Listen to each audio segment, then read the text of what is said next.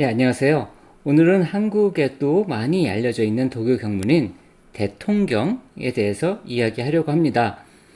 이 경문은 굉장히 많이 알려져 있고 무속에서도 많이 사용하고 어떨 때는 불교 스님들도 읽을 때가 있을 정도로 많이 알려져 있습니다.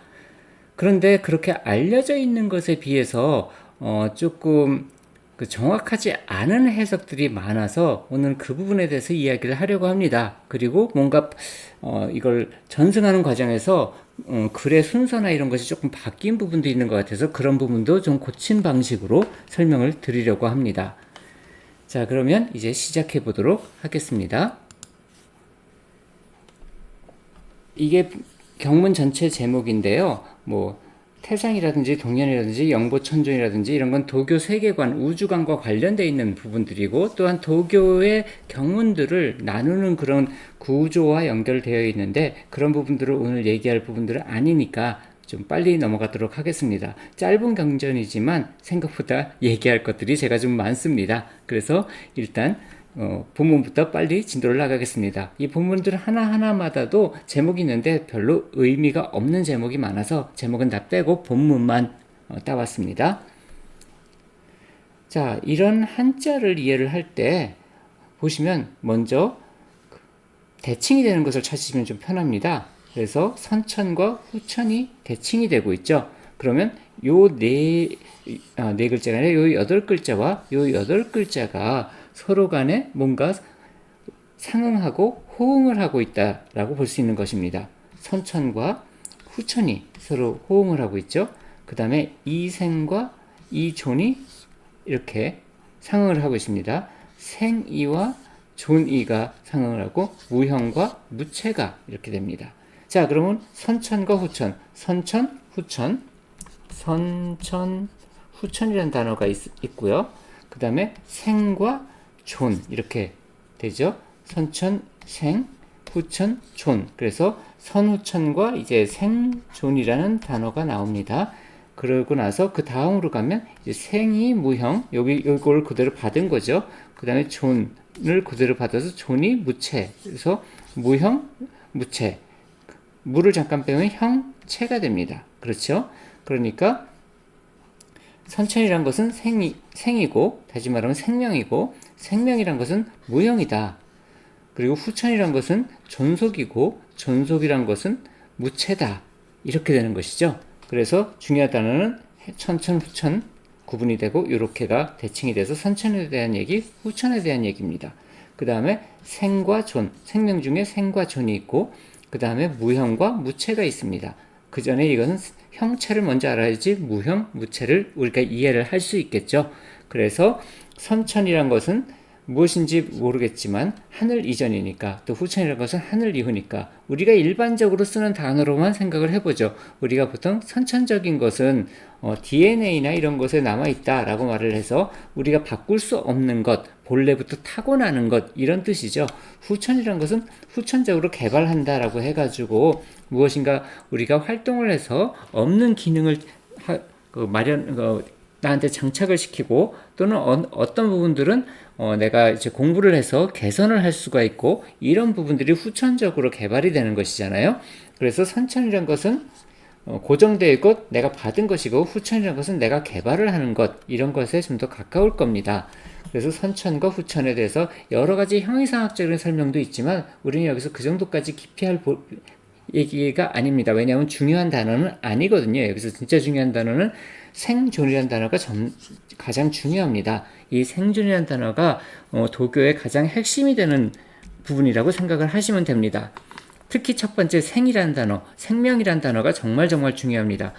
생명이란 것은 처음에 생이란 것은 이렇게 뭔가 생명이 깨어나는 그런 것이고, 존이란 것은, 존속은 계속 그 깨어난 생명이 계속 유지가 되는 것이죠. 유지가 되든지 발전을 해가든지 이런 것들이 이제 존에 속합니다. 생존 중에서. 자, 그러면 이것이 왜 도교에서 중요하다고 했냐면, 도교를 한 글자로 얘기를 한다 그러면 도교는 그냥 이렇게 말을 할 수 있는 것입니다. 생. 그래서 대만의 방동민희 선생 같은 경우는 이 도교 사상, 도가 사상을 또는 중국 사상의 기본을 생철학이라고 말했습니다. 그래서 이 생 자체가 가장 기본이 되는 것이고 그 도교에 있어서는 이 생을 지키는 것, 생존을 하는 것, 이 생존이 가장 큰 덕이 됩니다. 왜냐하면 천지자연은 도는 호생지덕이 있기 때문에 다시 말하면 생을 좋아하는 생명을 좋아하는 덕이 있기 때문에 그 덕을 따르는 것이 올바른 인간인 신선이 된다고 봅니다. 그래서 신선이라는 것은 생명을 또는 생존을 하는 사람입니다. 그러니까 생명을 존속시키는 사람들이 신선입니다. 생명을 존속시킨다는 것이 좀 더 쉽게 말을 한다면 불로불사가 되겠죠. 그래서 신선의 불로불사라고 부르는 그러한 사상은 그러한 신화구조 또는 그러한 문화구조는 바로 이 생존이란 단어에서 나온 것입니다. 생명을 존속시킨다. 언제까지? 내가 타고난 명을 다 한 이후까지. 다시 말하면 어느 순간 여기서 이별의 시간이 옵니다. 이 이별의 방식이 여러 가지가 있어요. 일반적인 경우는 사망을 해서 매장이 되는 경우입니다. 그게 일반적인 경우겠죠. 신선의 경우는 그렇지 않고 시해법이라고 해서 시체는 남기지만 양신이라고 말하는 자기의 또 다른 몸을 가지고 나아가게 됩니다. 그렇지만 여기 분기점은 있는 거예요. 그리고 더한 경우는 여기 분기점에서 발택비승 또는 우화등선이라고 해서 몸이 사라지고 올라가는 겁니다. 자, 그럼 보여드릴게요. 살다가 어느 시점이 됐을 때 죽거나 시체는 남기고 또 하나의 몸은 승천을 하거나 시체도 안 남기고 그냥 승천을 하거나 이렇게 세 가지 경우가 있는 것입니다. 그래서 승천을 하게 되면 36천이라고 불리는 36개 하늘 중에 하나에 올라가게 됩니다. 그러면 신선이 되지 못한 사람은 어떻게 될까요? 신선이 되지 못한 사람은 생명을 존속시키는데 실패한 것이거든요. 여기서 말하는 생명은 실제적으로 우리가 이 물질 세계에서 사는 그 시간만이 아니라 이것을 넘어가서 이승과 저승이 있을 때 저승까지 생명이 존속되는 것을 말하는 겁니다. 그런데 대부분의 일반적인 사람들은 저승까지 생명이 존속되지 못하기 때문에 삼도 구유라 불리는 지옥으로 떨어지게 됩니다. 예, 좀 매정해 보이지만 도교의 세계관은 이렇습니다. 그러니까 불교에서는 자기의 카르마에 의해서 육도를 윤회하게 됩니다. 육도를 윤회하게 되는데 도교에서는 신선 아니면 지옥입니다. 약간 저 서양 종교랑 좀 비슷한 부분이 있습니다. 하지만 그렇게 서양 종교처럼 아주 매몰차지는 않습니다. 그러면 이런 경우가 있어요. 참 선하게 살았어요. 착하게 살고 사람들 도와주고 많은 사람을 도움해주고 살았습니다. 그러면 이러한 사람들의 경우는 공과라고 해서 공을 얼마나 세웠나 잘못을 얼마나 했나 해서 공과 과를 비교해 가지고 공이 더 많을 경우에는 이런 사람들이 어디를 가냐 하면 동천복지라는 곳을 갑니다. 동천복지에는 그러니까 이렇게 온 사람이 하나 있어요. 착한 일을 말해서 다시 말하면 공덕이 과오보다 그 사람이 살았던 삶의 과오보다 공덕이 더 많았던 사람들, 그런 사람들이 동천복지에 갑니다. 또 하나의 경우는 신선이 충분히 됐어요. 그러는데 많은 경우 시해선이라 말하는 시신을 남기고 생명이 존속되는 그러한 분들의 경우입니다. 이분들은 그냥 발택비승, 우화등선 분들보다는 좀 급이 떨어지거든요. 그러면 36천 중에 좀 낮은 데 배치가 됩니다. 그러면 계급상 낮으니까 뱀꼬리가 되느니 닭벼슬이 낫다고 반대인가요? 예, 그런 것 같습니다. 어쨌든 그래서 동천복지에 가서 대장을 하는 게 낫다고 본 겁니다. 그래서 지상선이라고 해요. 이런 사람들은 천선 또는 천상선이 아니라 지상선으로 이 동천복지에 머무르게 됩니다. 그러니까 두 종류가 있는 거죠. 일단은 지상선이 되는 신선들, 이분들은 선도를 닦았기 때문에 도력이 높습니다. 그 다음에 착한 일을 해서 오셔서 이곳에 있는 분들. 그러면 착한 일을 해서 여기 오신 분들은 지옥을 간 건 아닌데 아직 이 36천에 간 것도 아니거든요. 이분들을 가르치기 위해서 36천에 속한 분들 중에 이제 누군가가 파견 근무를 나옵니다. 그럼 파견 근무를 나오면 이 사람들을 가르칩니다. 이 사람들을 가르쳐서 36천으로 올라가도록. 그러니까 동천복지란 것은 그와 같은 곳입니다. 한 부분에서는 그냥 지상전이 돼서 나 여기 계속 머무를 거야. 인간계에도 나타나서 사람들도 가끔 가르치겠지만 그냥 여기 있으면서 인간계와 이쪽 동천복지를 왔다 갔다 하면서 그냥 있을 거야 라고 말하는 그런 지상선이 있고, 그 다음에 저 천상계에서 여기 있는 그 사람들을 가르치기 위해서 내려오는 파견 신선들이 있겠죠. 파견 천선들이 있고, 여기에 그렇게 착한 일을 해서 온 사람들이 있는데, 그 다음에 3도 구유에 떨어져 있는, 지옥에 떨어져 있는 영들은 힘들고 고통스럽기 때문에 자기 자손을 괴롭힙니다. 나 좀 살려달라고. 그럼 자손이 힘드니까 일도 안 풀리고 건강의 문제도 있고 그러니까 도사를 찾아갑니다. 그럼 도사가 영적인 능력으로 보고, 아, 당신 조상 중에 누가 이렇게 문제가 있으니 이분을 위해서 공양을 하자고. 그래서 이분들을 위해서 공양을 하게 되면 이분들이 동천복지로 옮겨갈 수 있습니다. 왜냐하면 누군가가 죽은 나를 위해서 공양을 해줬다는 것은 내가 그래도 살면서 공양을 받을 만한 인간관계를 맺었다는 것이기 때문에 정상 참작이 돼서 또 동천복지로 옮겨갈 수 있습니다. 그래서 이렇게 죽은 사람 영들이 동천복지로 가게 됩니다. 이러한 일을 하는 그런 신선이 태을구고천존입니다. 이 태을구고천존이 불교에서 지장보살의 역할로 바뀌게 됩니다. 본래 지장보살의 역할은 고통에 찬 중생들을 구제한다는 의미는 있지만 지옥을 정화한다는, 지옥의 영들을 구제한다는 부분은 그렇게 많이 알려지지 않았는데, 태을구고천존 신화가 만들어지면서 그것을 불교에서 받아들여서 지장보살이 지옥의 영들을 구제한다라는 개념을 좀 더 확장시키게 됩니다. 그래서 태을구고천존이 나올 수밖에 없는 맥락이 바로 그와 같은 이유가 됩니다. 그래서 태일신, 태을신 이런 존재에 대해서 기도를 많이 하는 것이 중국 도관에 보면, 중국에 가서 도교 경전이나 도교 사원에 가면 태을구고천존 또는 태일신을 모시는 곳이 많은 것이 그와 같은 이유입니다. 그래서 이 생명과 관련된 이 생존이라는 단어가 그 도교 세계관의 전부라고 얘기해도 과언이 아닐 정도의 얘기입니다.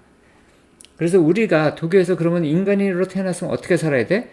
인간으로 태어났다는 것 자체, 생을 받았다는 것 자체가 큰 빚을 가진 겁니다. 천지자연이 너를 아껴서 생명을 주었으니 너의 의무는 그것을 존속시켜야 된다. 언제까지?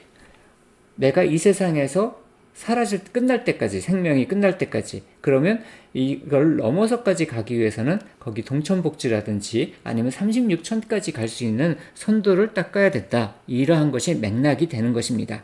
그래서 불로불사라는 개념은 이 생존이라는 단어를 좀 더 쉽게 풀어놓은 것이지, 실질적으로 우리가 사는 물질 세계에서 영원히 산다, 그런 의미는 아닌 것이 됩니다. 다음으로 이제 무형과 무체에 대해서 얘기를 해야 될 것 같습니다. 그럼 생이 무형이란 것은 그냥 형이란 것도 있다는 것이죠. 존이 무체란 것은 그냥 체라는 것도 있다는 거예요. 그러면 형, 체가 있는데, 이 형이란 것은 어떤 모양새고, 체란 것은 그 생명이 활동하는 어떤 경험의 주체라는 것입니다. 그래서 간단히 설명을 한다면, 형이란 것은 형 모양새가 되는 것이고, 체란 것은 경험을 한다는 것이 됩니다. 그러니까 형상과 경험을 하는 것인데, 이 형상은, 그 모양새는 선천에 속하고 경험은 후천에 속하지만 이것이 없는 단계, 아직 이것이 만들어지기 전 단계에 생존이 있다는 것입니다. 다시 말하면 생존의 레이어가 형체의 레이어보다 위란 얘기예요. 그래서 좀 더 본질에 가까워져 있는 것이 생존의 레이어고, 그 다음에 이 본질이 좀 더 구체적으로 우리가 이 현실 세계에서 접하는 것은 형체로 보게 된다. 이렇게 되는 것입니다. 이 체가 그런데 이제 좀 중요한 부분들이 있습니다. 뭐냐면 요렇게 설명했죠. 그러면 선천과 후천에 대해서 설명한 거예요. 여기까지 간단합니다. 근데 여기서 무체가 나오면서 무체는 어디에 속하죠? 후천이죠. 존이 또 나옵니다. 존도 후천이죠. 그러니까 이 대통경은 선천에 대한 얘기가 아니라 후천에 대한 얘기를 좀 더 얘기하겠다라는 것을 표현해주고 있는 것입니다. 그러니까 이렇게 해서 한 단락이 끝났어요. 여기서는 선천, 후천에 대해서 설명하고 나서 자, 이제부터 선천은 놔두고 선천은 중요하지 않아. 왜 중요하지 않냐면 바꿀 수가 없기 때문에 우리가 이미 받은 것이고 이미 받은 것이기 때문에 바꿀 수가 없는 것입니다. 그러니까 신경 쓰지 말고 그러면 우리가 받은 것 내에서 어떻게 이걸 존속해 갈 것인가 그것이 우리가 앞으로 해야 될 것에 대해서 이야기하자라고 얘기하는 것입니다. 이렇게 이해를 하셔야지 이 맥락이 쭉 나아갈 수 있게 되는 것이죠. 자, 그 다음에 이제 연이무체 그 다음에 무체가 되는 것이 여기서 연이라고 나오거든요. 이 연이란 단어가 여기 고란 단어하고 연결이 됩니다. 이것은 그냥 기억을 해두시면 좋습니다. 유교에서 나오는 얘기인데요. 소이연지고라는 단어를 이제 이렇게 표현한 겁니다.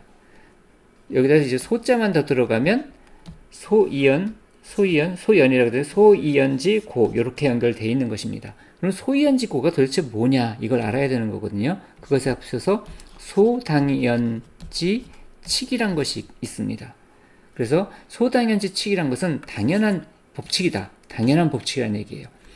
유교는 윤리를 중심으로 하고 있기 때문에 어렸을 때 이렇게 교육을 받은 거예요. 나이든 어른을 공경해야 된다. 이것은 소당연지칙이라고 그 당시에는 배웠습니다. 요즘은 당장 물어보죠. 왜? 라고 물어보겠지만 소당연지칙이 어른을 공경해야 된다. 이렇게 되어 있어요.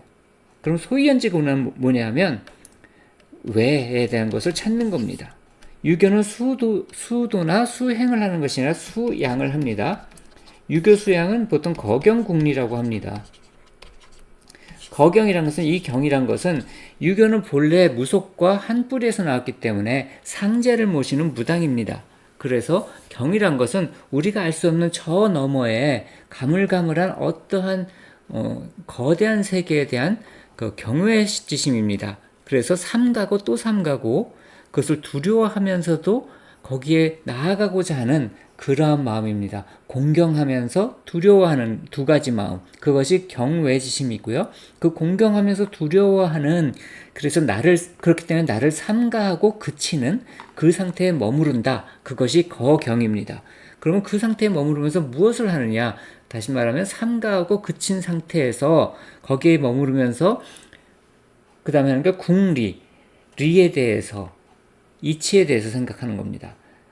그거는 소당연지칙을 가지고 소이연지고를 생각해내는 것입니다. 그러니까 왜 어른을 공경해야 되지?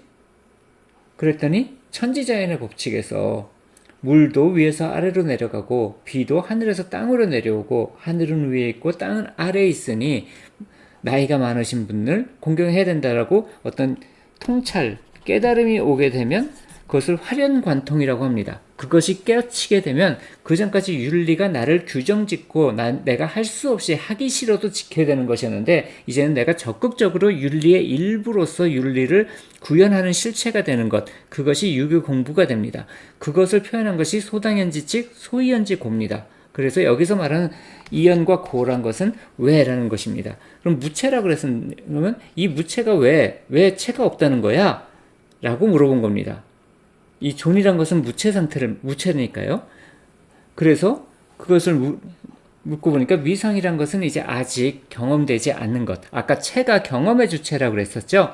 그래서 그 생명 활동의 장이 되면서 필드가 되면서 이 안에서 모든 것이 경험이 일어나게 됩니다. 그것이 체가 됩니다. 그것을 몸이라고 하는데 동양에서는 몸이 마음에 앞서게 됩니다. 다시 말하면 마음이란 것은 몸의 부산물입니다. 몸이 활동을 하는 게 여러 가지가 있어요. 체온 조절서부터 시작해서 음식을 먹는 것 여러 가지 활동을 하고 있습니다. 몸이란 것은 그 몸이 여러 가지 활동을 하는데 그럼 여러 가지 활동을 하다 보면 부산물들이 생겨요. 땀도 흘리고 그리고 대소변을 보게 되고 이렇게 부산물들이 납니다. 그런 것과 똑같은 것이 정신작용이라고 본 겁니다. 정신, 영혼은 그러한 몸에서 생명이 활동하면서 나온 부산물에 불과하다고 보는 것이 동양사상입니다. 도교에서도 마찬가지입니다. 이 부분은 나중에 얘기가 나오는데 대통령에서 그걸 이해하기 위해서 지금 알고 가셔야 됩니다. 마음이란 것은 몸이 활동을 하면서, 몸에서 생명이 활동을 하면서 몸이 어떤 것을 경험을 하고 거기에 대해서 반응을 보이면서 만들어내는, 다시 말하면 의식이 먼저 붙어 있는 것이 아니라 몸이 그냥 그 순간순간에 만들어내는 것이라고 본 겁니다. 의식과 영혼 이런 것들은, 그런 것들은 다 그렇게 우리가 땀 흘리는 거, 더우면 땀 흘리는 것처럼 어떤 경험을 하게 되면 거기서 생각이 일어나고 거기서 감정이 일어나고 또는 거기서 어떤 영적 통찰이 일어나고 이런 모든 정신작용을 하게 되고 영적인 어떤 활동을 하게 되는 것, 이것은 다 그냥 아까 말한 체온 조절을 위해서 땀을 흘리는 것처럼 그런 부산물이라는 얘기입니다. 그래서 이제 미상 자체가 이제 존이기 때문이다. 생존 중에 존속한다는 것은 아직 경험되지 않는 것, 그러한 이 체가 경험을 하고 있는데 그 경험 전에 있는 것이 미상존이다. 그렇기 때문에 불가사의, 다시 말하면 불가하다, 가능하지가 않다. 사의란 것은 이제 의식으로 식별하다, 생각으로 식별하다, 생각으로 식별하는 것이 가능하지가 않다. 무엇이 생각으로 식별하는 것이 뭐가 가능하지 않냐면 이 존 또는 미상 또는 무체 이런 것들, 이것이 왜냐하면 경험되어지지 않은 것이기 때문에, 경험의 이전에 있는 것이기 때문에, 경험을 넘어선 것이기 때문에 식별할 수가 없다라고 얘기하고 있는 것입니다. 그래서 이 문장 가지고도 이렇게 설명을 조금 길게 드릴 수밖에 없게 된 것이죠. 그래서 이제 요것의 의미는 그와 같이 볼 수 있는 것입니다. 자, 그러면 다음으로 넘어가서 정의지성이라고 나오고요. 이것도 대칭이죠. 심재기중의라고 하고 동의지심, 그러니까 고요한 것이 정동이 있고요. 성과 심이 나옵니다. 그렇죠. 그 다음에 심재기, 성재기, 중의 이렇게 됩니다. 그러면 고요하다는 것인데 뭐가 고요하다는 것일까요? 아까 이제 불가사의하다고 그랬잖아요. 그것이 무엇인가 하면 경험 이전이었으니까, 경험 이전이 되려면 고요해야지, 아직 경험이 일어나기 전으로 가려면 고요해야 되겠죠. 그러니까 경험 이전, 그래서 그 경험들이 고요해지게 되면 그것 자체가 성이라고 말하는 것이다. 다시 말하면 우리의 본성, 성품 이런 것이라는 것입니다. 그러니까 우리의 성품, 본성은 경험이 고요해지는 것, 경험은 기본적으로 오감으로 느끼는 것이 고요해지고, 그 다음에 의식작용이 고요해지고, 내가 과거에 있었던 일들 때문에 어떤 것에 대해서 반응하는 것이 고요해지고, 불교에서 말하는 행온이 지멸에 되는 것, 그래서 고요하게 어떤 흐름들이 사라지게 되는 것, 그렇게 고요하게 되는 것, 그렇게 고요하게 된 것 자체가 나의 성품, 나의 본성이란 겁니다. 고요해지면 본성을 찾는 게 아니라 고요해져 있으면 그 자체가 본성이란 얘기입니다. 그러니까 견성이란 것을 잘못해가지고 견을 본다 그러니까 자꾸 이것을 고요해져서 볼 수 있다고 생각하는데 그게 아니라 고요해진 자체, 왜냐하면 보면 이미 이것은 경험되어진 거거든요. 그렇기 때문에 크게 통하는 거잖아요. 무엇으로 크게 통하는 것이냐? 자기의 본성과 크게 통하는 것입니다. 그래서 자기 본성에 크게 통하는 것이지 자기 본성을 보는 견성이 아니에요. 그렇기 때문에 이것은 고요해진 것 그 자체가 내 본성이 되는 겁니다. 뭘 따로 무엇인가 본성을 찾는 것이 아닙니다. 그런 다음에 그래서 이 고요한 본성이 되는데, 마음이란 것이 이 성품 또는 고요함, 그것 중에 있다라는 것이죠. 마음이란 것이 이 정의지성 안에 있다. 동의지심, 움직이면, 다시 말하면 경험이 발생을 하면, 그러면 그것이 마음이다. 아까 뭐라고 그랬죠? 경험에 의한 그 경험의 그 필드가, 경험의 장이 몸이라고 그랬죠. 그 몸이 나온 겁니다. 이거는 앞에서 말한 그 체가 없는 상태고 아직 미상존인 상태고 그와 같은 상태를 말한다 그러면 여기서는 이제 체가 나타난 상태입니다. 경험이 나타난 상태고요. 그래서 경험이 나타난 상태가 마음이다. 그리고 본성 자체는 이 마음에 또 들어있다 라고 말하는 겁니다. 그러니까 성과 심은 이것은 고요한 것이고 이것은 움직이는 것입니다. 그리고 서로가 서로를 존재하게 만드는 거예요. 어떻게 존재하게 만드냐면 어떻게 돼서 이 두 가지가 서로 관계가 되느냐 여기 있습니다. 마음이 나타나면 성품이 사라집니다. 마음이 사라지면 성품이 드러납니다. 같은 얘기죠. 고요해지란 얘기죠. 마음이 고요해지면 성품 자체가 그대로 드러나게 되는 것입니다.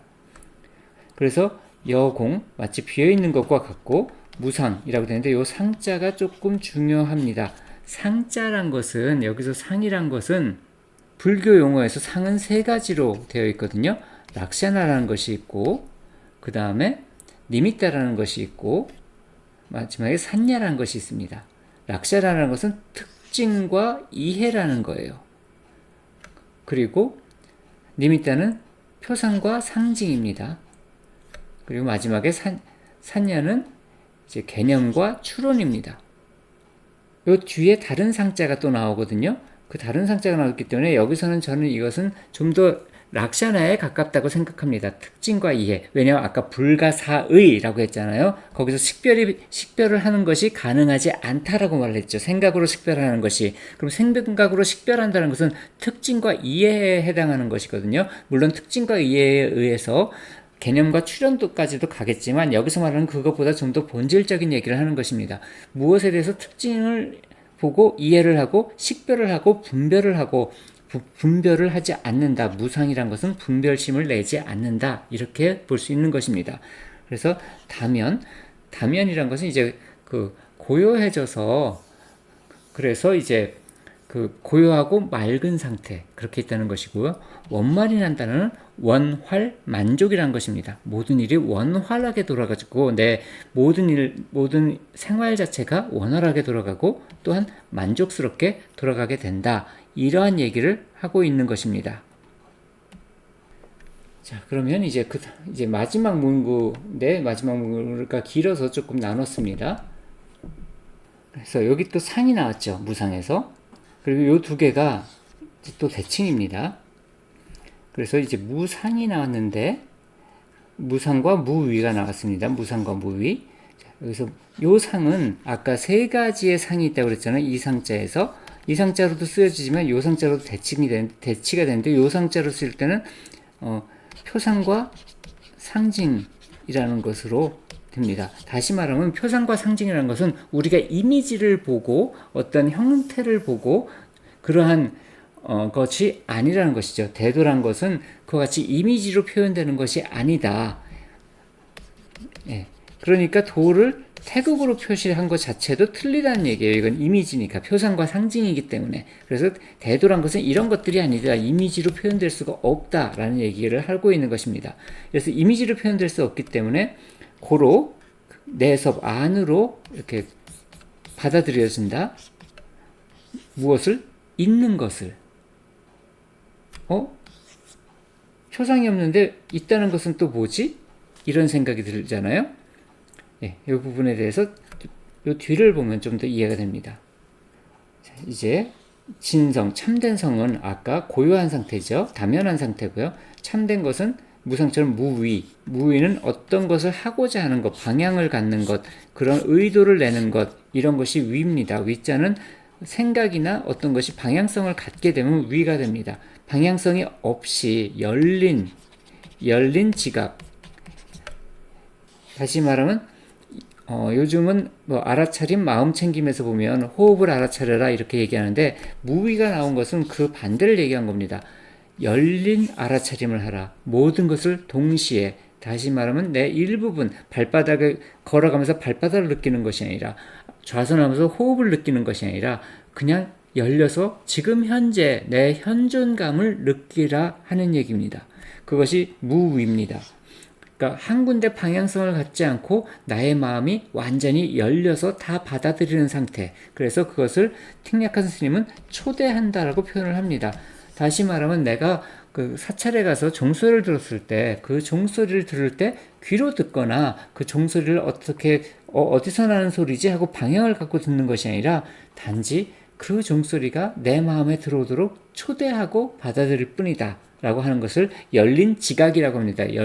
열린 상태로 체험을 하고 있는 것입니다. 그래서 진성무의란 것은 참된 성품이란 것은 그렇게 무위한 상태, 방향성을 갖지 않은 상태, 완전히 열린 상태를 말하는 것이다 라는 것이고요. 그렇기 때문에 밖으로 생을 하지 않는다. 뭐냐면 마음을 낳지 않는다. 아까 마음이 이건 부산물이지 아무 의미가 없다고 했잖아요. 이건 불교에서도 동일하게 얘기합니다. 마음이 뭐라고 얘기하냐면 마음과 벗하지 말아라. 무심이 제일이다. 예, 무심이 제일입니다. 근데 요즘은 굉장히 마음과 친하려는 분들이 많아요. 그래서 헤매게 됩니다. 코로나로 인해서 많은 분들이 밖에 못 나가게 되면서 반려동물을 키우시는 분들이 하루 종일 자기 반려동물을 하고 있게 돼요. 하루 종일 자기 반려동물을 들여다보고 있게 됩니다. 그러니까 조금만 이상해도 병원을 데리고 가요. 그래서 좋은 일인지 잘 모르겠지만 동물병원이 돈을 많이 법니다. 마음도 마찬가지입니다. 마음은 들여다보면 들여다볼수록 거기에 고통이 더 많이 발견이 됩니다.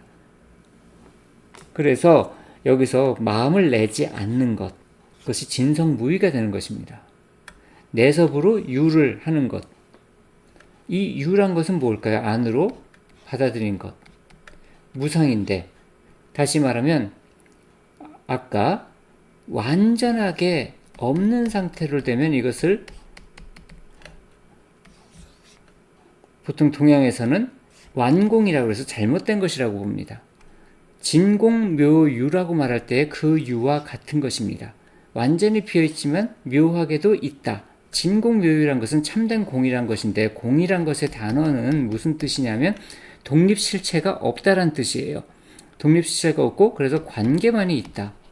여기서 섭하는 것은 관계입니다. 무슨 관계? 생명은 생명과 관계를 갖게 됩니다.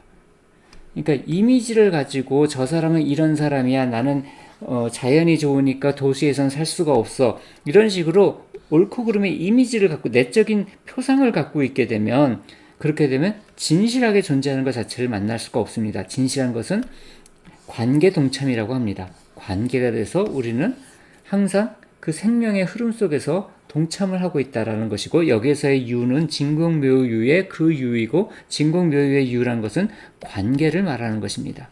그 독립된 어떤 존재가 있는 것이 아니라 존재가 아니라 관계가 있을 뿐입니다. 그래서 열린 것 자체 무위를 통해서 열리고 무상을 통해서 관계를 말을 하고 있습니다. 열린 관계를 여기서 얘기하고 있는 것입니다. 그래서 그것은 마치 자연과 같이 자연도 그렇게 열린 관계를 하고 있습니다. 이 대자연은 열린 관계를 하고 있기 때문에 광무변제 그 끝이 없을 정도로까지 서로가 소통하고 있게 된다는 얘기입니다.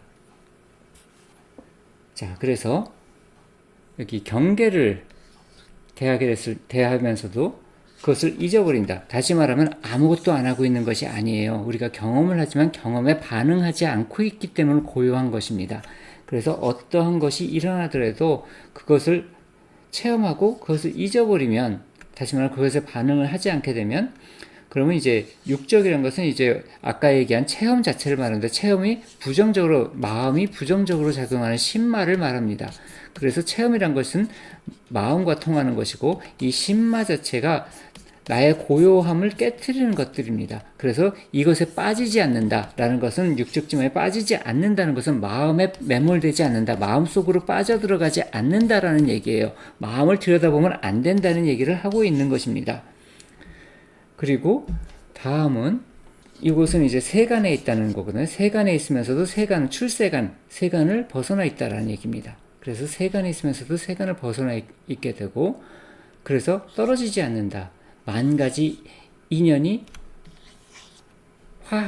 화해지는 것. 다시 말하면 여기서 만 가지 인연이란 것은 이것과 똑같습니다. 체험들, 여기서 일어나는 체험들, 마음속에 인연 지어지는 것들, 그것에 매몰되지 않는다. 불락, 불침, 그렇게 된다는 얘기입니다. 그래서 고요함에 가기 위해서 이제 고요함으로써 이제 움직이지 않고, 그리고 화합을 하면서, 이걸 잘못 썼네요, 제가 지금. 예, 그래서 이제 화합에 이르러서 그것이 떠나가지 않는 것, 이게 천으로 봐야 되는데 죄송합니다. 그래서 이제 그것을 떠나가지 않는 것.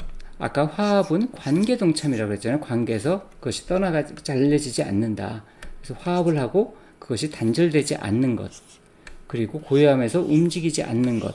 그와 같이 하면서 그러면 그것을 아는 지혜의 조명, 지혜의 빛이 시방이라고 하는데 보통 불교전 시방이라고 합니다. 그것은 이렇게 팔방에다가 상하가 들어가서 그렇게 돼서 이제 요 시방을 말하게 됩니다. 또는 이 시방에 대해서 그 지옥의 10가지 지옥을 상징하기도 합니다. 왜냐하면 지금 생명에 반대되는 것은 생명 지옥이 되고, 다시 말하면 삼도 구유가 되고요. 삼도 구유에 해당하는 그것까지 비치게 돼서, 그래서 구제를 한다는 것이죠. 그렇게 잘못된 영들을. 그래서 비어 있으니 변해서 방향이 없이 무위가 된다. 지금 그렇게 됩니다. 자, 이 부분에 개에 대한 부분인데, 이것은 나중에 와서 그 얘기가 된 것이라서요. 그래서 아마도 그 받아 적는 사람이 잘못 적은 것 같습니다. 뭐가 잘못됐냐면요, 여기서 유복, 무복, 유수, 무수로 가야 되는데 무수, 유수로 바뀌어지게 됐습니다. 법이란 것은 여러 가지가 있는데 테크닉이란 뜻도 있고요, 진리란 뜻도 있고, 또는 체험이란 뜻도 있습니다. 여기서는 어떤 테크닉으로 보는 것이 좀 더 맞을 것 같습니다. 왜냐하면 여기 수가 나오기 때문에. 그러니까 그 방법, 어떤 그 방편법, 어떤 방법을 사용하게 되는데 유법입니다. 이걸 보통 유의법이라고 얘기합니다. 그래서 유의법을 가지고 깨닫는다. 무위의 법을. 그래서 유의법과 무위법. 그래서 무엇인가 행하는 수행법에서 행하지 않는 수행법을 깨닫게 된다. 그리고 유수, 여기도 마찬가지로 수행을 해나가는 것과 무수, 수행을 하지 않는 것을 이해를 하게 된다. 무수지수란 것은 선종에서 굉장히 많이 강조를 하고요. 티벳 밀교에서는 대수인법이라든지 또는 대원만법의 입단부에서 굉장히 중시합니다. 무수지수란 것은. 그래서 대원만법에서는 그렇기 때문에 수행을 하지 않는 자는 즉시로 깨달아서 부처가 된다라고 얘기합니다. 수행을 하면 절대로 되지 않는다는 것이고요. 이것은 돈수와 통하는 얘기가 됩니다. 깨닫게 되면 깨달은 것 자체가 그것이 수중이 되고 그것 자체가 이미 증명을 하고 있는 상태이기 때문에 더 이상 닦을 것이 없다고 봅니다. 다만 그래서 도노 점수가 틀렸다고 보는데 도노 점정상은 맞다고 봅니다. 점정상이란 것은 맑아져 가는 것. 그러니까 시간이 지나면 내가 그치고 있어도 그것이 맑지 않은 상태로 있게 되는데, 그 맑지 않은 상태를 다시 맑은 상태로 바꾸는데 시간이 걸릴지는 모르지만 그것은 수행으로 이루어지는 것이 아니라 내가 무엇을 해서 이루어지는 것이 아니라 천지자연이 그렇게 나를 만들어주는 것이라고 보기 때문에 점정상은 점수와는 다릅니다. 점수는 깨닫고 나서도 나를 갈고 닦아야 된다는 그런 의미가 있기 때문에 아니라고 보는 것이고요. 깨달은 다음에는 깨달은 상태에 머무르고 있으면 저절로 맑아져 간다. 그래서 도노돈수, 도노 점정상이라고 말을 하게 되는 것입니다. 무수지수의 뜻은 그것입니다. 움직이지 않기 때문에 서서히 시간을 두고 맑아져 간다라는 뜻이 됩니다. 그것을 이해하게 된다라는 뜻이 되는 것이죠. 그래서 만상체라는 것이 앞에 나왔던 것이고 포함하게 되고, 이제 불계 일사두라는 것은 어떤 터럭에도 걸리지 않는다. 보통 이런 식으로 표현을 하게 된 것입니다. 자, 그래서 여기까지 설명을 다 드렸는데요. 여기까지가 이제 대통경의 의미가 됩니다. 그래서 이와 같이 보게 된다면 대통령의 의미가 좀 더 명확해질 것입니다. 그리고 제일 중요한 것은 도교에서 무엇을 강조한 것인지, 어떤 것을 향해 나아가는 것인지, 그리고 대통령 자체는 금강경에서 따라온 것이 굉장히 많습니다. 그러니까 선종을 익힌 분들이 도교식 용어를 가지고 선종불교 또는 금강경을 다시 쓴 거라고 볼 수도 있는 것 같습니다. 자, 그럼 오늘 여기까지 마치도록 하고요. 또 다음번에는 다른 더 좋은 컨텐츠 가지고 돌아오도록 하겠습니다. 예, 감사합니다.